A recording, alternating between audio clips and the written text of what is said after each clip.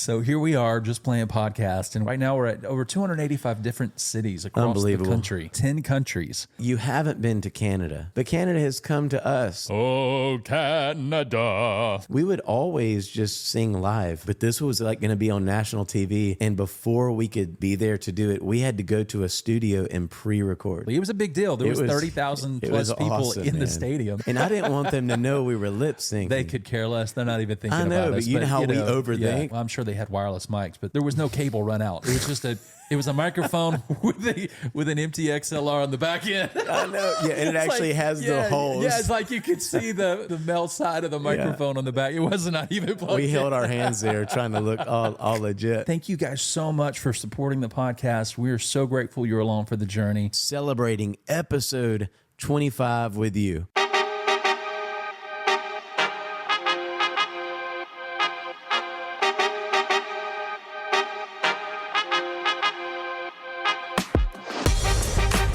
Well, how are we doing, Armchair Authentic family? It is so great to have you back for another episode of the podcast with Rhett and Justin. Really looking forward to today's conversations. Justin and I get into a moment where we just simply celebrate the episode that is today. That's episode 25, everybody. Huge shout outs are happening today. Also, we dive into some moments in our life where we actually had the opportunity to do some lip singing on national TV. That's right. You heard that correctly. Then we also take some time, man, really just to dive into a question we asked ourselves. And that was, what are we actually learning now that we're 25 episodes into this podcast? Can't wait to jump into some of these conversations that we had. But before we do, I always want to take a moment to simply say thank you to every single one of you who have taken the time to rate and review the podcast on all your favorite podcast platforms. It's encouraging to Justin and I for sure. But more than that, it really is a great way that we can serve those who aren't on this journey yet. Now, if you're just now finding the podcast and you're tuning in, man, we want to say welcome home. Welcome to the family. We're glad that you're here.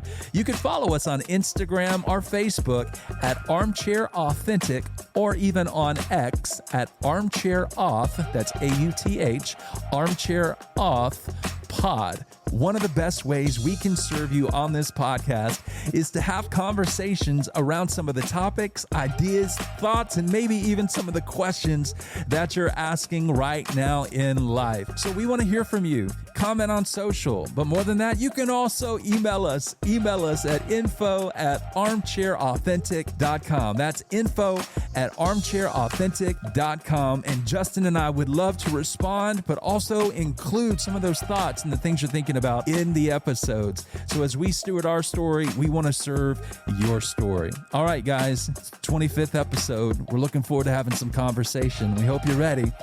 Here we go.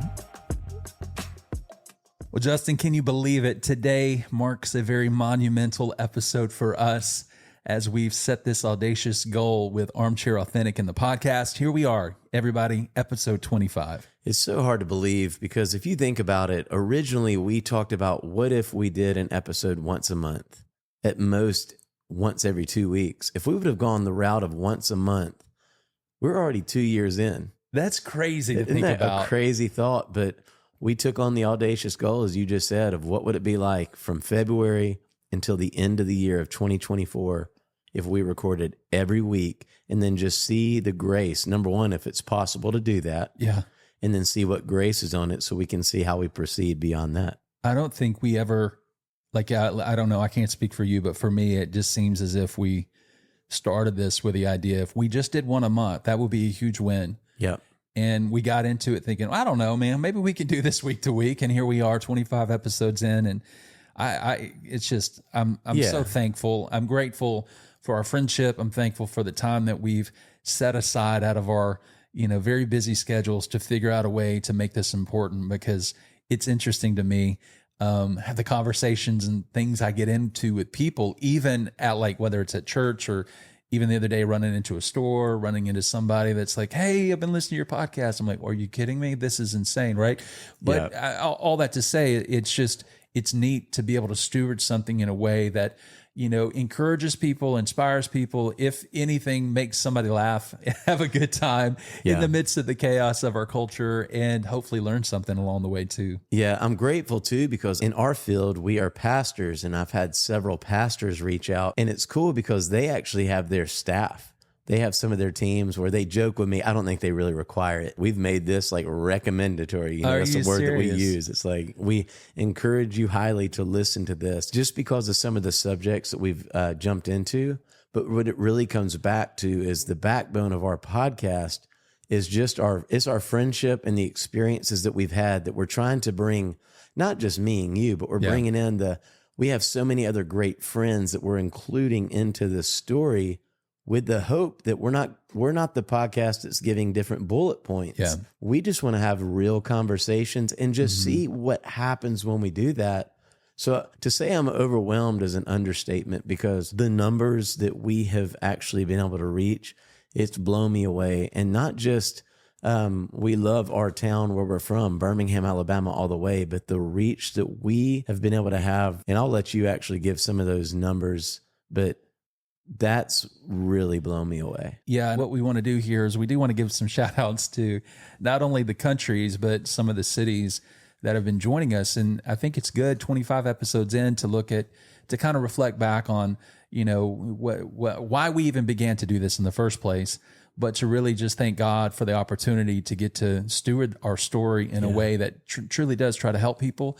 And so I hope people hear the heart behind this. This is something that we want to share just so that we can encourage you maybe in taking a step into something, and just to see how God can use just your faithful obedience and even your hard work, and diligence and consistency and intentionality. And so I would have never dreamed, like, honestly, when we started this, it was kind of like, well, if we steward our story just for our families in a way that honors God and helps our family, as we were saying before we hit record, I was like, thinking back, we got into this thing. What would it look like if we just recorded some of our conversations, those classic Rhett and Justin hour and a half conversations sometimes, and just recorded those, because there's so much that we would love to share with our kids and our family and eventually grandkids. And as our kids grow up and get married, and I'd give anything to go back and to be able to listen to some of the stories that my granddad had, or even that my dad had, and just regular life, like real life, and how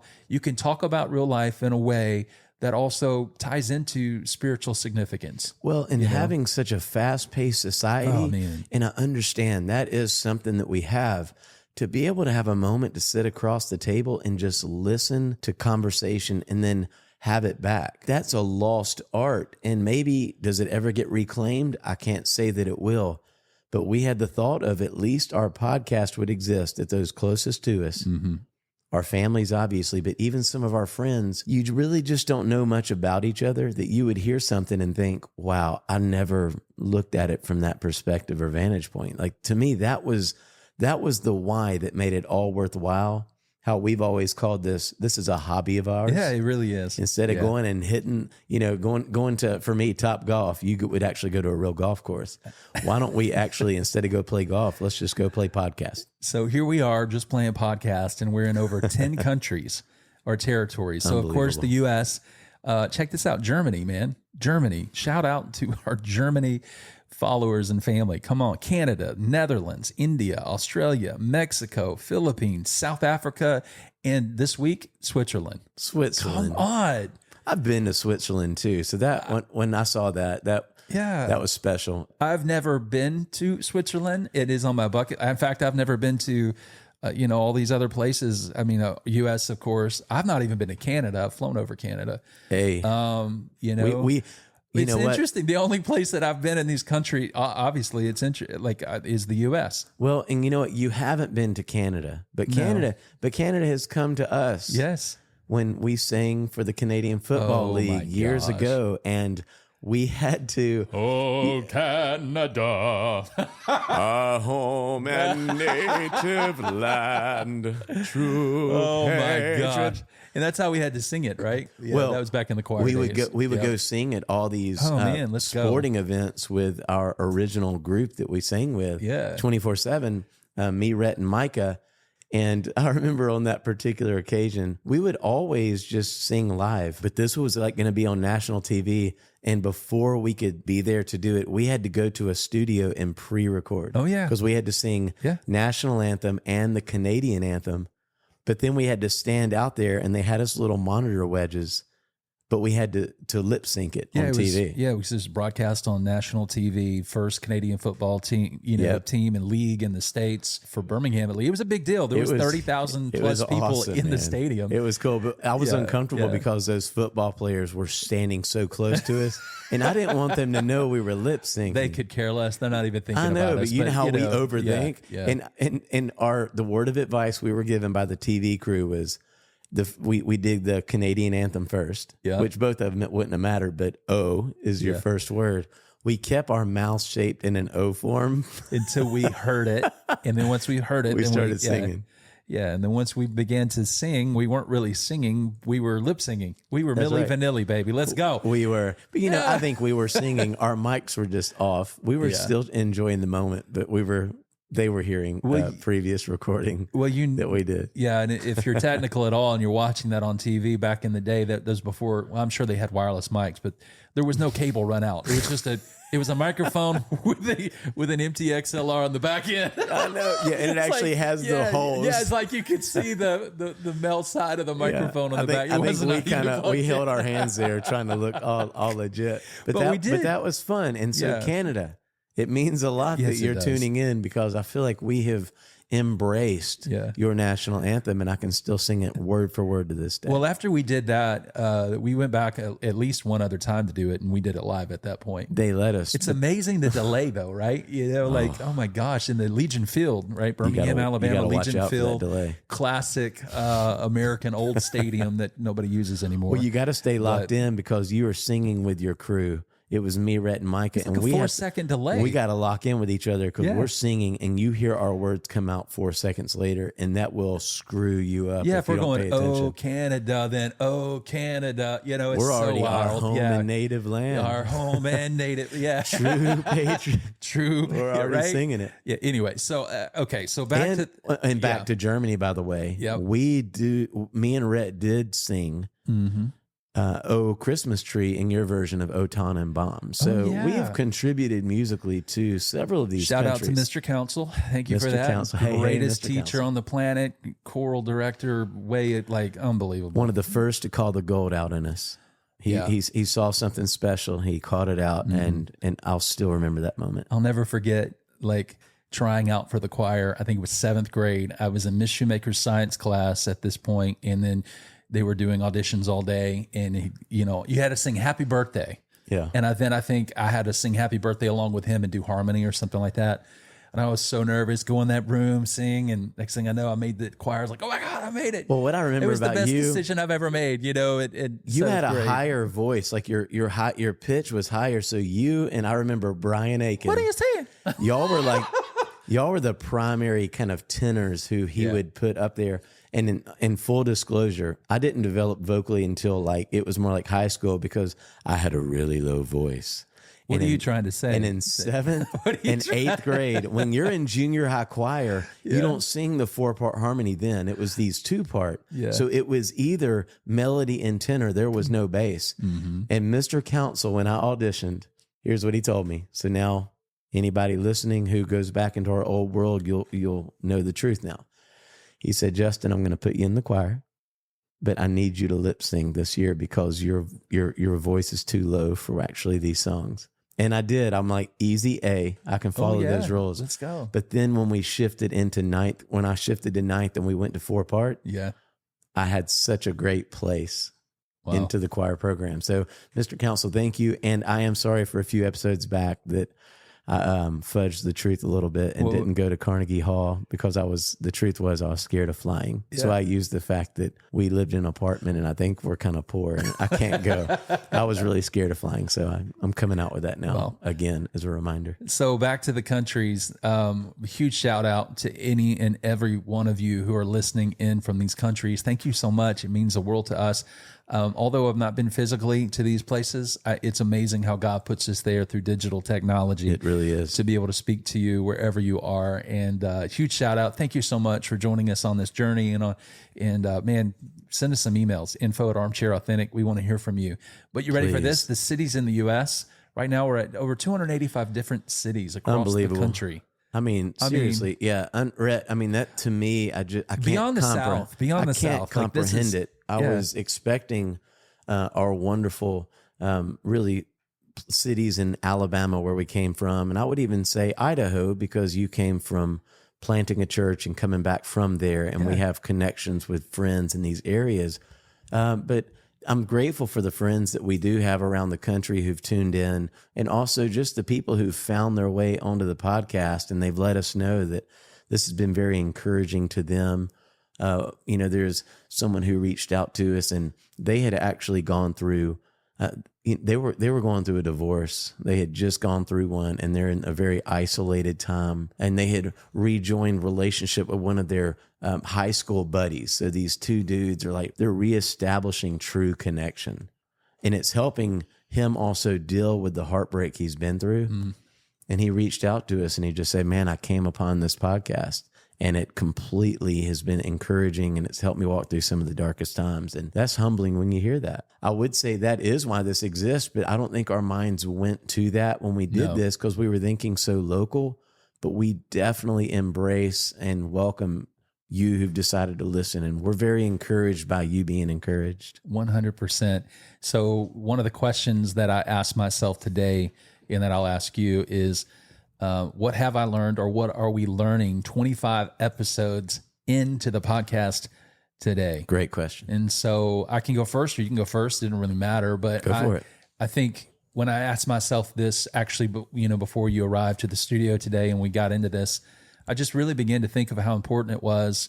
And this is this is not in the list of importance, but it was the first thing that came to my mind. One of the biggest things that I've learned, or I'm learning, is the importance of relationship, or the importance of accountability when it comes to achieving anything or accomplishing anything. Because if I were to do this alone, bro, I'm gonna be honest with you. Like today was not a day I felt like recording. Right. I mean, there's so many other things on my to-do list right now with church and other things that I'm like, man, my mind was focused there. Wasn't feeling creative. I honestly didn't even feel like talking, but on it, to be real, that's vulnerable, that's authentic. But like the thing that I'm learning is like how accountability plays into you actually, achieving the things that you've set out to do, the goals. Or I'd go with you on that too. Accountability is essential.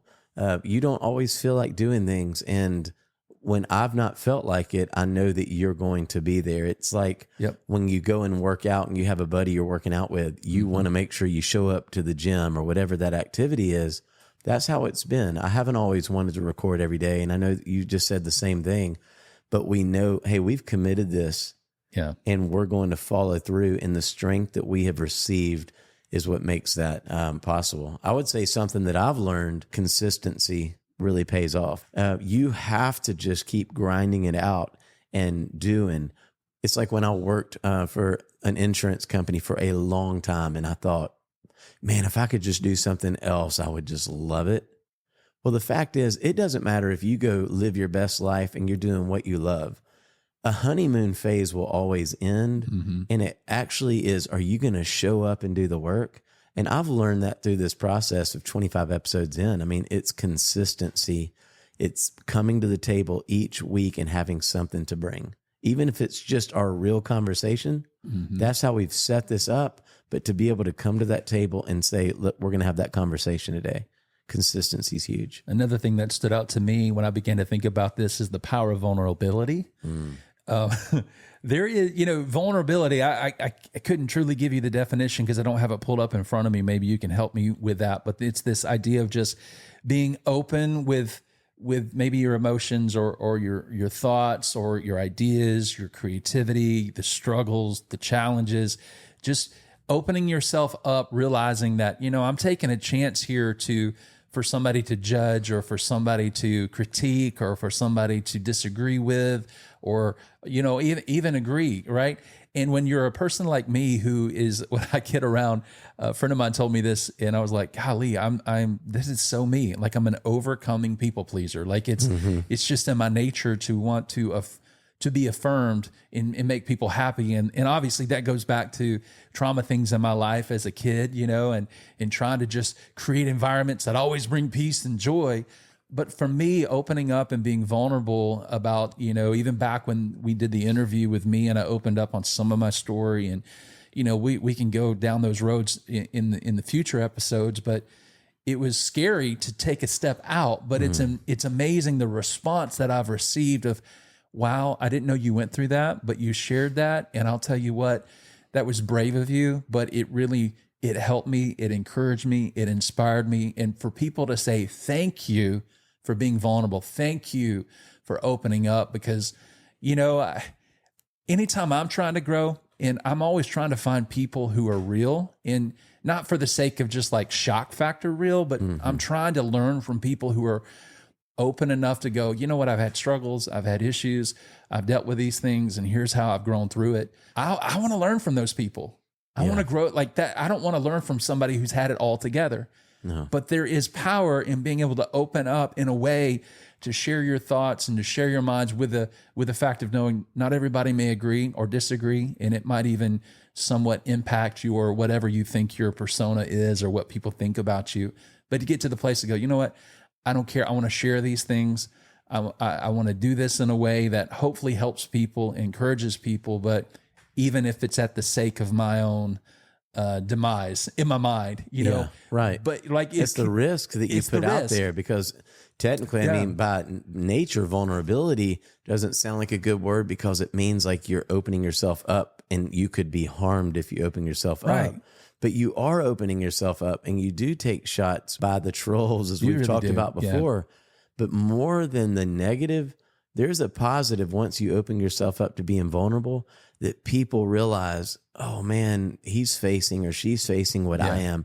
I never knew that was possible. I, as we've talked about before, I'll help coach church staffs around the country. And I was talking with a pastor, and this is an example of vulnerability. I was in coach mode, just listening. And which is what I found. Don't talk a lot, just listen. And I'm listening to him, and he's talking about his story. And Rhett, I mean, he was being so vulnerable. And all I wanted to do, number one, I was being encouraged, because I'm like, wow, I've been through stuff like that. And that helps me not feel alone. And here I am supposed to be there for him. I'm being encouraged. And I'm like, I just want to, when I see this person, I'm going to give him a big old hug. Yeah. Because they open themselves up to this vulnerability. And it's like, you have no clue the people that you influence right now in life. They're being led by you, who's opening from a vulnerable, not a I've got it all together type life. And they're being led in a way that you didn't get to be led, maybe, because you could have come from the hard-nosed side of someone who they don't think about that, and they might beat you down. And God has allowed you to reclaim this vulnerability and redeem some of this negativity. And he's turned it in where you're now stewarding your story. Yeah, and when I think about vulnerability too, at least for me, I think through the lens of, I want to be the best communicator I can possibly be and communicate with excellence and intentionality and consistency when it comes to what I do on a Sunday. When it comes to preaching God's word and it comes to teaching his word, like, I know exactly where we're going. I know here's the point, here's where we're going, this is what we're going to say. And so I'm just, here's a vulnerable moment. Okay, I'm opening up. Like, before we did this podcast, or when we went into it, I'm like, there's another side of Rhett. See, a lot of people know the platform side of Rhett. The platform side of Rhett is, is a little bit more polished. And I'm trying to do my best to present in a way that I'm respectful for people, their time. And so I do it in a completely different way.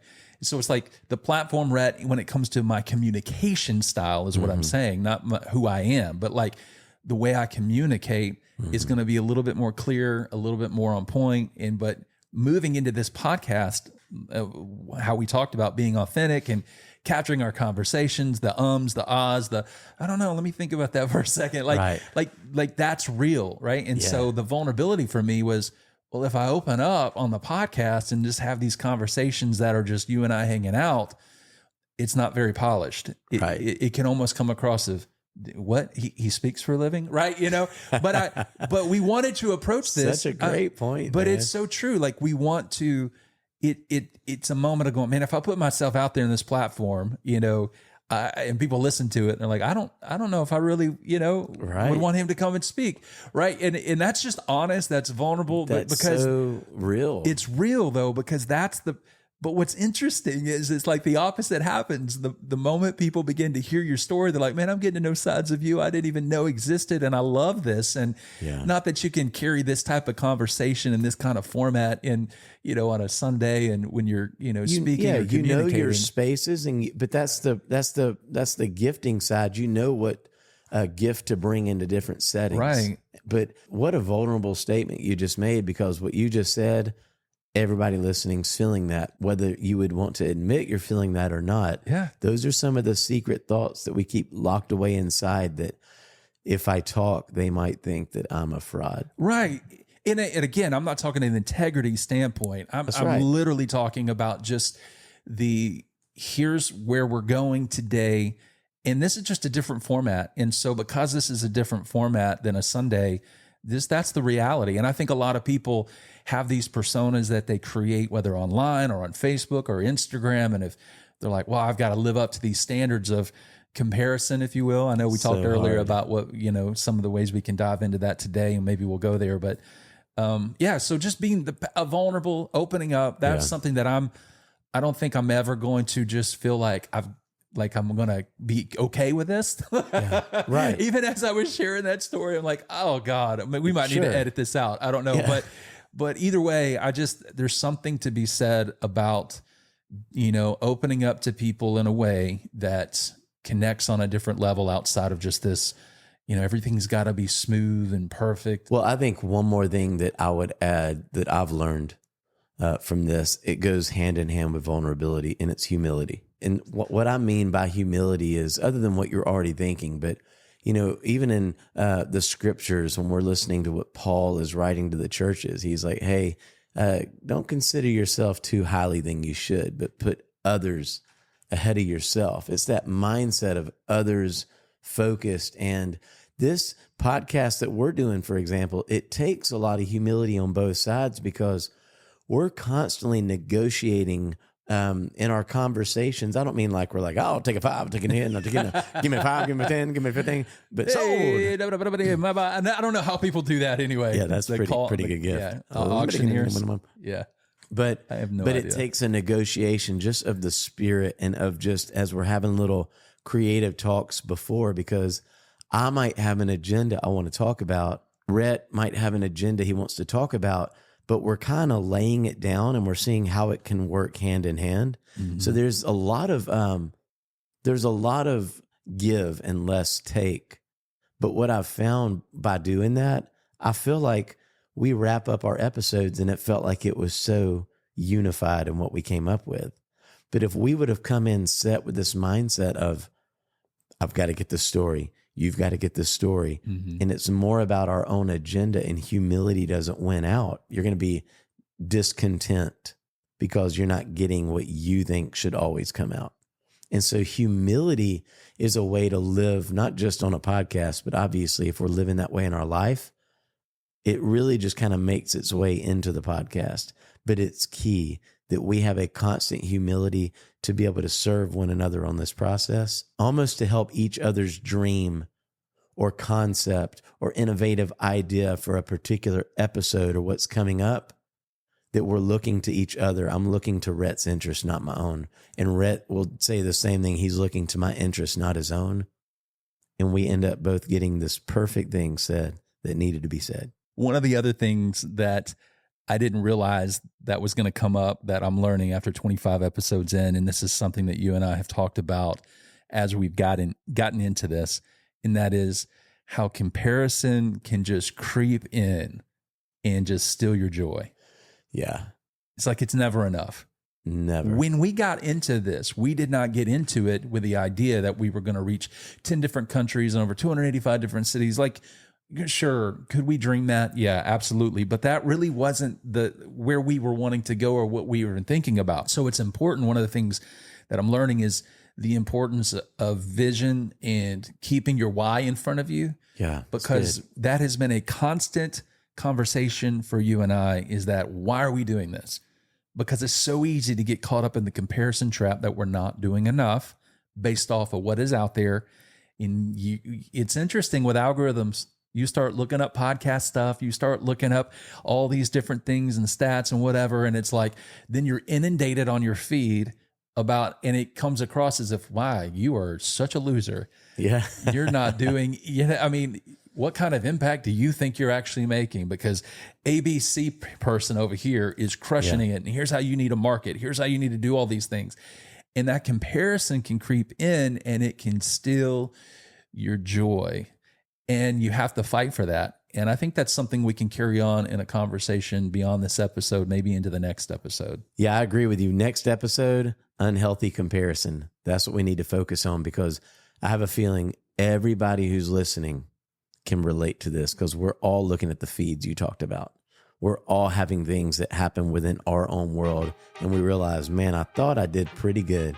Enough is never enough. But until then, thank you guys so much for supporting the podcast. We are so grateful you're along for the journey. We love you guys. It's the 25th episode. Have an incredible day. Enjoy your week, everybody. Thank you for listening to Armchair Authentic with Rhett and Justin. We had a great time celebrating episode 25 with you. Hey, we'd love to hear from you to see what this podcast has meant. As well, how can we continue to help you as you steward your story? You can reach out to us at info@armchairauthentic.com. And if you would take a minute, would you rate and review our podcast? We're already overwhelmed with all the people who are listening in all the different places. But when you rate and review, it helps bring to the attention our podcast to those who might not yet have heard. Well, we really look forward to seeing you again. But until then, have a great week.